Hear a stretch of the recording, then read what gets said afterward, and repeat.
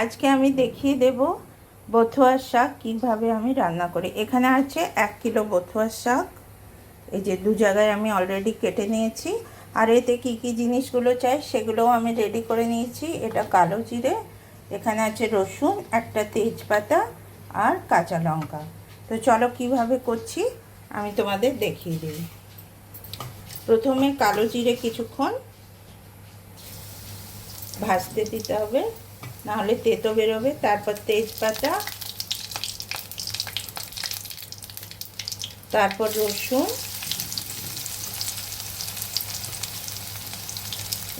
অনেকটা পরিমাণে দিয়েছি ফ্লেভারের জন্য।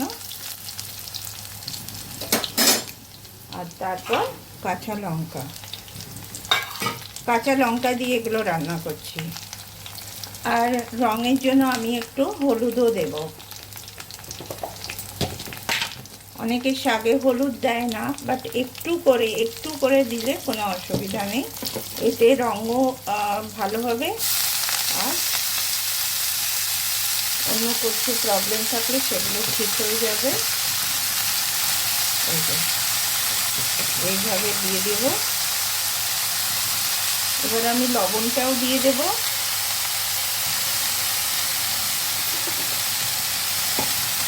মানে আমি বলতে চাইছি না যেমন আমরা দেখতে পাই না, এরকমও যদি কিছু থাকে তো ওটা মরে যাবে। হলুদ শরীরের জন্য ভালো। এবার এটা না একটু নেড়ে দেবো, হালকা নেড়ে দেবো। তাতে কি হবে, এটা একটু দেখো ভেতর দিকে যেমন কম হয়ে যাবে কিছুক্ষণ, একসাথে দেবো না। আর এতে কোনো জল দিতে হবে না। যারা রান্না করো তারা তো জানোই, কিন্তু যারা শুরু করেছো তাদের জন্য এটা রান্নাটা দেখাচ্ছি। এই যে একবারে দিতে হবে না, এটা না ঢাকনা দিয়ে দিয়ে করতে হবে পরে। আমি আগে এখানেই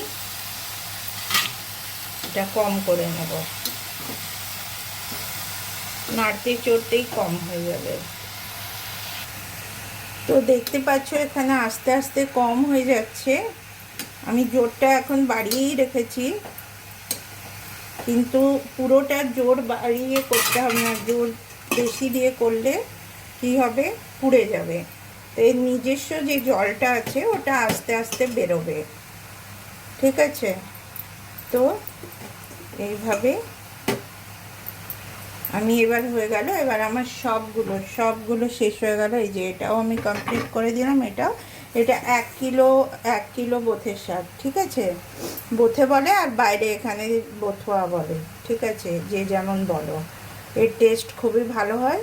আচ্ছা, তো এটা আমি এখন ঢেকে দেব। আর এই একটু কম করে নেব, আঁচটা একটু কম করে করে এটা কিছুক্ষণ পর পর এসে দেখে নেব। তো যখন হয়ে যাবে তখন তোমাদের সাথে শেয়ার করছি। চলো, এখানে আস্তে আস্তে জল বেরিয়ে গেছে। তো অনেকটা জল বেরিয়ে গেছে। তো এবার আমি আঁচ জোরে করে দেব। এবার এখানে একটু সর্ষের তেল অ্যাড করতে পারো বা ঘি, যেটা যার পছন্দ। তো আমি ঘি করব না, আমি সর্ষের তেলই একটু দিয়ে দিলাম। ঘি ও দেওয়া যায়, ঘি দিলেও অসুবিধা নেই। তো এবার খুব আঁচ বাড়িয়ে এটাকে ভালো করে ভাজবো, তারপর তোমাদেরকে দেখাচ্ছি কেমন লাগছে। তো এটা কমপ্লিট হয়ে গেছে। তো এবার তোমাদেরকে আমি সার্ভিং বাউলে রেখে দেখিয়ে দেবো। তো গ্যাসটা অফ করে নিলাম। চলো, এই যে